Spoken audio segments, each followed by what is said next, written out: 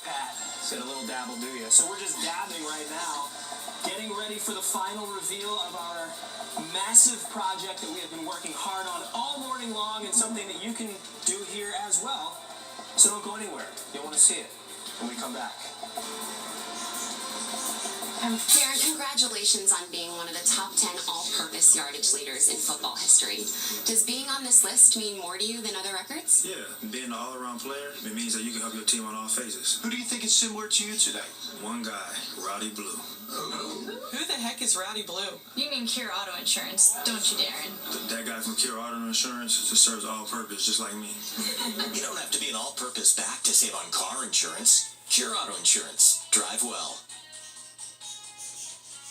His newest trends, DIY workshops. Eyewitness News reporter Pat Gallen is live at AR Workshop in Malvern. So, Pat, how's your project coming along? The project is coming along beautifully. We've been working hard on it all morning, and I swear by that since we got in here. Yes. We've been working on it with Gemma and the crew here. Say hi, guys. They're all working hard in the back. Gemma, what are we working on here? What exactly are we doing? Okay, well, currently we are painting our stencil, so that's really nice. You don't really have to have any artistic ability here because you're just, well, that's what you say right now, but we're going to reveal this soon, and that'll be all of your artistic ability. So tell me about what goes on here as a whole at AR Workshops. This place is pretty cool. Thank you. So we have a ton of DIY projects. We have a ton of offerings on our website. I think that's what people have the hardest time deciding on, what they want to make. Sure. But they always come back again to make something else. But we have plank trays, framed wood signs, plank signs, centerpiece boxes, some canvas options. And everyone is making something different. They're all registering for what they want to make. Sure. And everything is customized. So they're really registering with the intention that they're taking this item home and they're displaying it in their house, or they're giving it as a gift. So you opened in March. What's the response been like from the Malvern area? It's been good. It's really exciting. People are glad that there's a space like this in the area with something to do, somewhere to take their kids, and just something different going on. Somewhere there's always, checking the calendar, see what our offerings are. Sure. What do you have coming up? We have a Halloween party on the 20th, costume party for the kids, and then followed by a costume party for the adults. And then coming up with the holidays, we'll have some ornament making and some kids workshops. The reason why I'm here is because our producer, our 6 a.m. producer, Vince, was here with his family. He made a lovely tray. He's a very artistic guy, so I was like, you know what? If Vince can make a tray, then I've got to make something too. So we're working on a logo right now. Are we ready to go? Do you think we're ready to rip it? I think so. Rip and rip here? Sure. To reveal the final project. I think it's looking pretty good, Pat. Dabbed it well. Yes. So people can come out anytime. Go to your website, is that the deal? Yeah, go to the website and anyone can register online. They have to look at the calendar, see what our workshop offerings are. We're generally open from 7 to 10 in the evenings, and then we have some afternoon things, Saturdays and Sundays. But all right, they're giving me the wrap, so let's wrap and rip here. Rip and so rip. ready? So grab your corner. Oh, you're out Oh, too. me. Yeah. Sorry. All right, let's Ready? do it. This sometimes comes off in. Wow! Gently but forcefully. What do you guys think? What happened to the eye? Missed the spot. The CBS eye. You got a punch in our eye. It's finished. It's not okay. finished. All right. Give it a second. Oh. Wait. Don't go. Wait. Hey, okay. Very nice. Wow. We're scoping out a spot for it here. Can you build us a new anchor desk, Pat? We need a new anchor desk? Yeah, this I one, can do it in about 45 minutes. Okay, thank you. Appreciate it. I'd like a cup holder and some kind of accessory trays to the side. Thank you, Patrick. Appreciate it. Accessory tray, cup holder, new set. Yes. All right. Check. Thank you, sir. Now to a farm with robot field hands. At this farm in San Carlos, California, motorized arms do the jobs like seeding, transplanting, and harvesting. The arms are guided by 3D cameras. The owner, who used to work in traditional farming, says robots could help fix the farm labor crisis and make grains more widely accessible. Our goal is to use technology like robotics and machine learning to be able to grow produce at better quality, more consistently, and cheaper. The dream would be to use robots to grow greens anywhere, including in climates that can't easily grow them. Interesting. So we could grow like coconuts in our backyard? That How sounds do you like grow it's coconuts? So you have to have trees. Yeah, Don't you have coconuts trees. on Vince is like, sure, I why was not? like, I'm thinking The today. wheels It's are not turning. like, I'm like, maybe?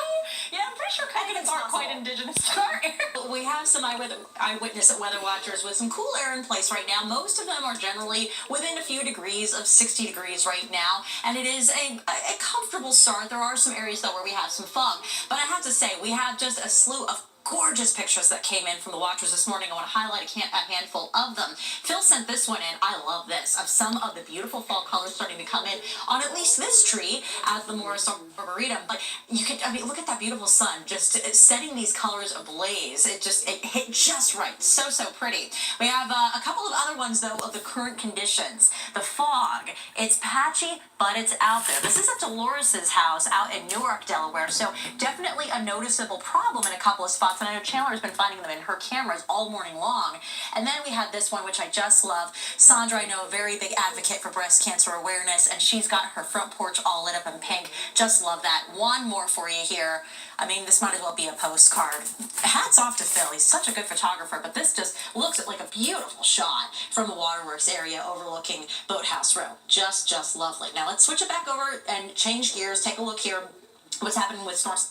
Not much locally. This is your cold front, though, eventually set to cross later on this afternoon and evening. So let me time this out for you. We're looking at high noon.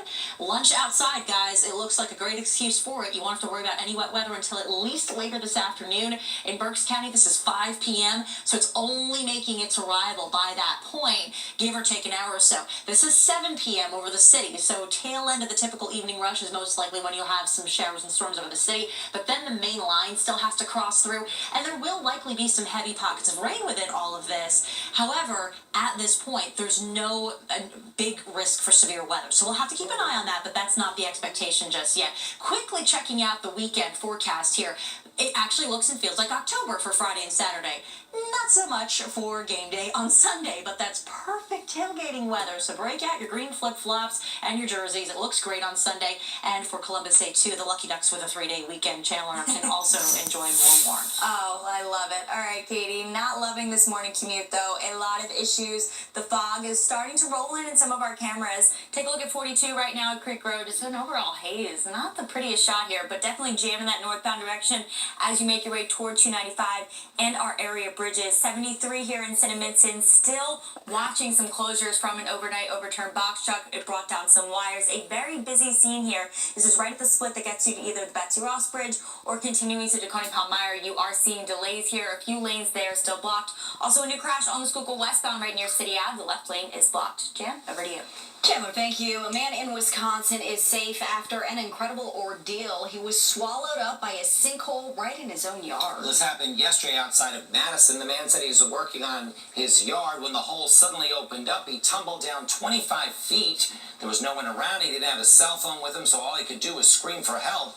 Almost half an hour later, a neighbor heard him and called 911. I thought I was going to be buried alive. I really did. The dirt, I mean, I couldn't hardly look up at the hole because the dirt was still falling. I mean, it just kept like crumbling. Every move I made, it was like you could feel it crumble underneath my feet. Well, first responders fortunately were able to pull the man out of the hole, but now he's scared to go out in the yard because he's afraid the earth will give way again. Well, time now 6:51. There's a lot coming up on CBS this morning. Nora O'Donnell and John Dickerson join us live from New York with a preview. Good morning, guys. Hey, good morning to you, Jan and Jim. Ahead here on CBS this morning, we're going to begin with the eye-opener, your world in 90 seconds. Plus, today, senators start reviewing that now-finished FBI inquiry into Supreme Court nominee Brett Kavanaugh. But there are still a lot of questions. So we'll talk with former Homeland Security Advisor Fran Townsend about how the agency conducted the probe. And Dr. Tara Narula is here with a new study about having a daily alcoholic drink and if there are any health benefits. Also in our More Perfect Union series, a Navy veteran with PTSD finds solace in fly fishing and how he turned his remedy into a way for others to find their purpose. We'll see you right at 7. Sounds good, guys. See you in 8 minutes. Experts say a U.S. warship was just seconds away from a collision with a Chinese destroyer in the South China Sea last month. The USS Decatur came within 45 yards of the Chinese ship. U.S. officials say the Chinese destroyer acted in an unsafe manner. The U.S. and China have been involved in battles over tariffs and sanctions lately, and Defense Secretary James Mattis has canceled a trip to Beijing over the disagreements. Well, how much would you pay for a really good bottle of whiskey? How about $1.1 million? Hello. A 60-year-old bottle of Macallan Valerio. A dummy was sold for that price at an auction in Scotland yesterday. Distilled back in 1926 and bottled in 1986, it is referred to as the Holy Grail of whiskey. We're told the buyer is a private collector from Asia. And talk about a costly spill here. A fermentation tank at an Italian winery explodes, spilling about 8,000 gallons of Prosecco. No! This is terrible news. That's about 400,000 bottles worth of sparkling wine. So, of course, that video went viral with some people offering to help clean up Jim by bringing along some glasses and straws. It's just a sad sight to see there. Well, a brawl breaks out after a Pee-wee football game in Wise County, Virginia.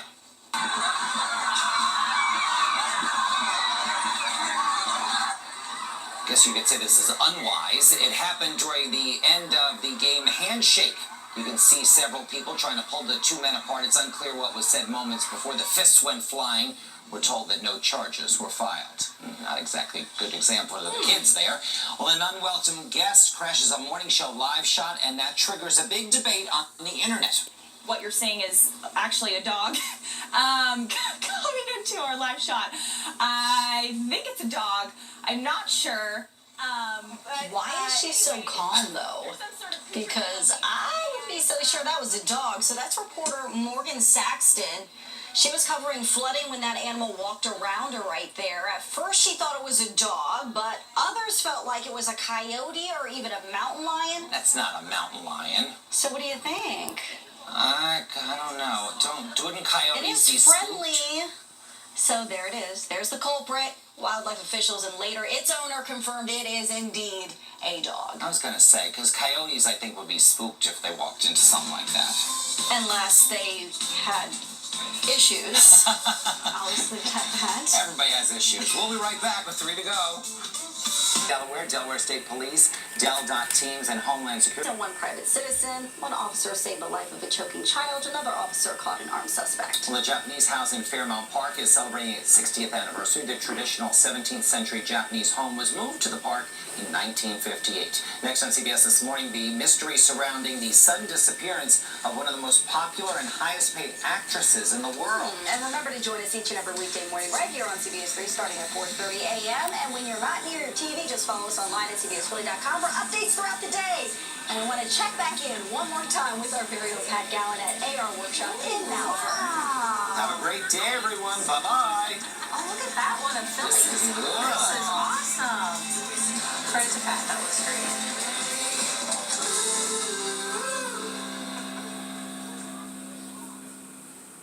2018, welcome to CBS This Morning. This morning, senators will begin reading the highly anticipated FBI report on Supreme Court nominee Brett Kavanaugh. We'll talk to Jeff Pegues and former Homeland Security Advisor Fran Townsend about the scope of the inquiry and what happens next. Global soccer superstar Cristiano Ronaldo is again defending himself against accusations he sexually assaulted a woman in Las Vegas. We'll hear from the accuser's lawyer who says the victim was left emotionally damaged. Why she's coming forward now. A new study challenges the health benefits from moderate drinking. We'll talk to Dr. Tara Narula about what you should know before you raise your glass. And in our series, A More Perfect Union, a Navy veteran who overcame combat stress by fly fishing shows kids and fellow vets how nature can heal their emotional wounds. But we begin this morning with a look at today's eye-opener. Your world in 90 seconds. Nomination of Brett M. Kavanaugh to be an Associate Justice of the Supreme Court. I send a cloture motion to the death for the Kavanaugh nomination. FBI submits its report on Judge Kavanaugh. A final confirmation vote could happen as soon as Saturday. a deadly confrontation between a suspect and police in South Carolina. That suspect has now been taken into custody. This is a hard and difficult day for us. The FBI arrested a former U.S. Navy sailor suspected of mailing suspicious envelopes to the president and the Pentagon. At least one student was killed when a school bus rolled into a ditch. Everybody on the bus was crying and screaming. The desperation continues to grow in Indonesia. The death toll is still rising following that powerful earthquake and tsunami. All that More than 8,000 gallons of Prosecco pouring out of a fermentation tank. This is just so depressing. Bring on Boston, baby. The Yankees, they won their wild card game. Yankees win! All that matters. FEMA tested out what they're calling the presidential alert system. There were some glitches the first time around. A lot of people ended up getting this on their phones. 2 Big Macs, large fry, fish fillet, hurry back. On CBS this morning. The alert is intended to give advance warning of a national crisis, and no one can opt out. After some backlash, Apple has released a workaround. Just make sure your software is up to date. Okay, open up your control settings and then go to Control Center. You want to touch Customize Controls and then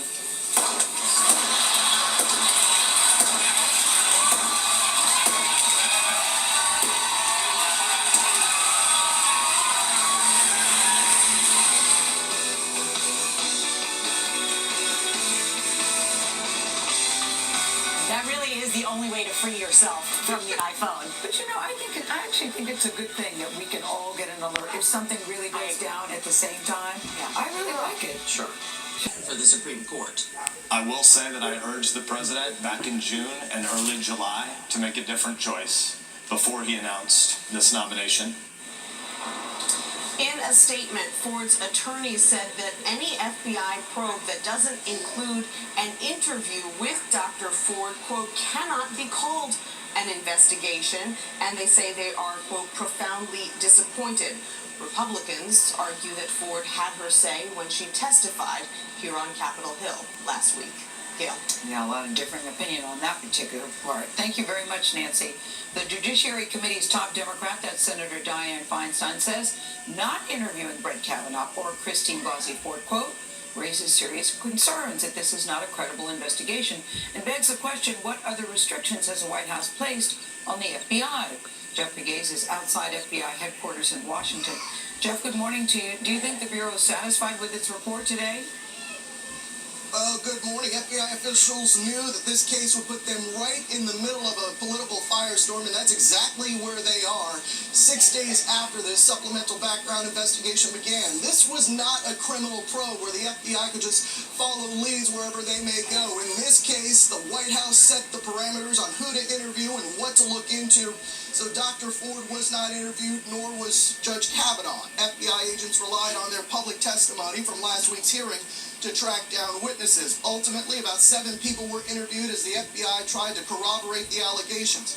Once the probe was completed, summaries of those interviews were turned over to the White House.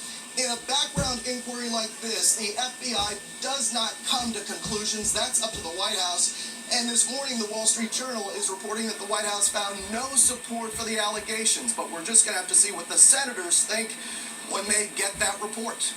Laura. That is the key question. Jeff, thank you. Former CBS Evening News co-anchor Connie Chung says in a new op-ed, I too was sexually assaulted.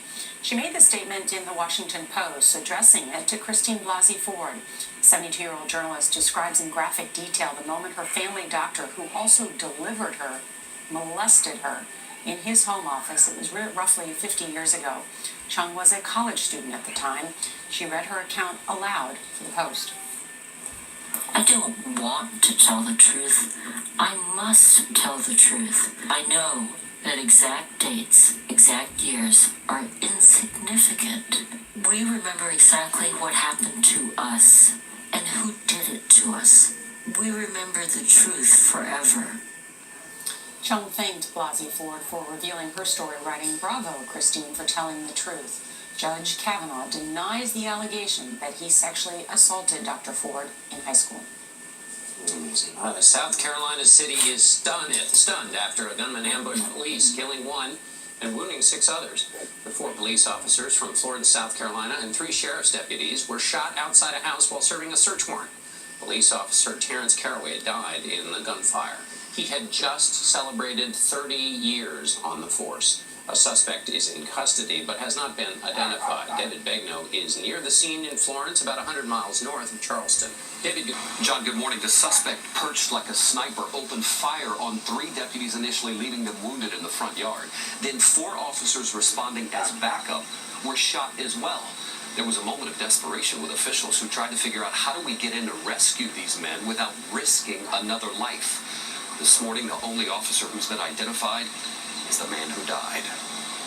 This is a hard and difficult day for us. Overcome with grief, Major Mike Nunn of the Florence County Sheriff's Office recounted the tragedy that unfolded as his deputies approached the home.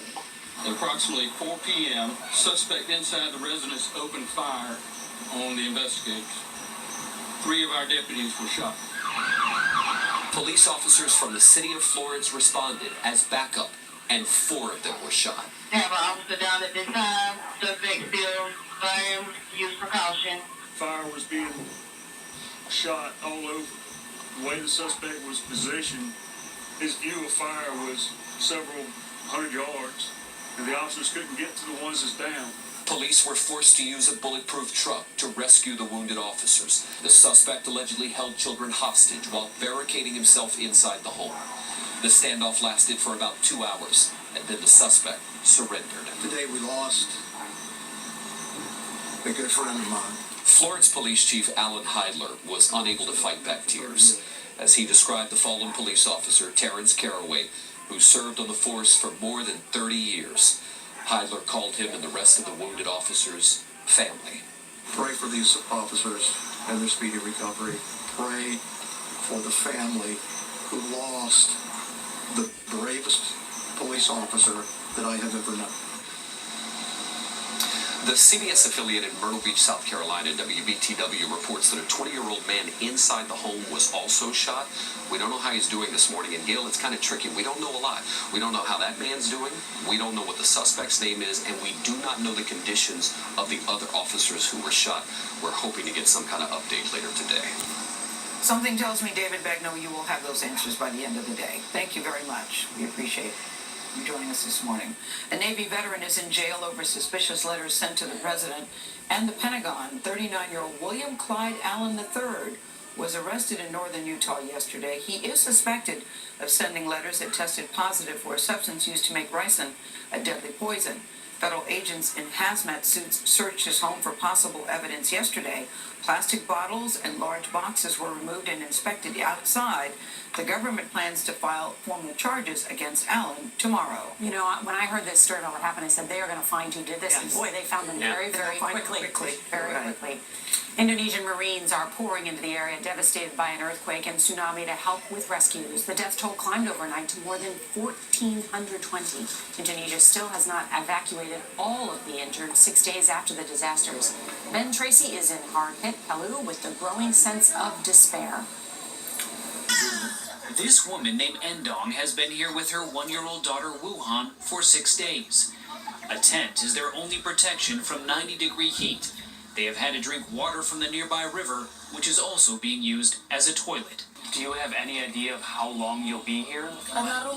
She says, I don't know where to go. I no longer have a home. Her home was wiped out by the tsunami triggered by the 7.5 magnitude earthquake last Friday. The scars on Wuhan's face are from being rolled by the tsunami waves. She says, it is a miracle we found her alive. I thank God she has a new life. While we were at the homeless camp, we also saw this man walking around, wearing a sign. It basically says, I'm looking for my wife and I'm looking for my son, and he just told me that he has not seen either of them since the earthquake happened 6 days ago. He's holding out hope that they may still be alive. But this is what his neighborhood now looks like. Every single home reduced to piles of charred debris. And we're told that more than 700 homes were destroyed here during the earthquake. There is now so much debris here and so little to move it with that it's hard to imagine how long it's going to take for them to try to find all the people who are likely buried here. Sadly, they expect to find many more victims. This city holds a mass burial every day and just dug its second mass grave. For CBS This Morning, Ben Tracy, Palu, Indonesia. The Yankees won their second American League wildcard game in a row. Aaron Judge at the ninth pitch in the bottom of the first into Yankee Stadium's left field bleachers. Luis Severino pitched 4 no-hit innings in Giancarlo Stanton's monster blast. Capped the Yankees scoring. So the Yankees beat Oakland 7-2, and the sellout crowd in the Bronx started looking ahead. Let's go!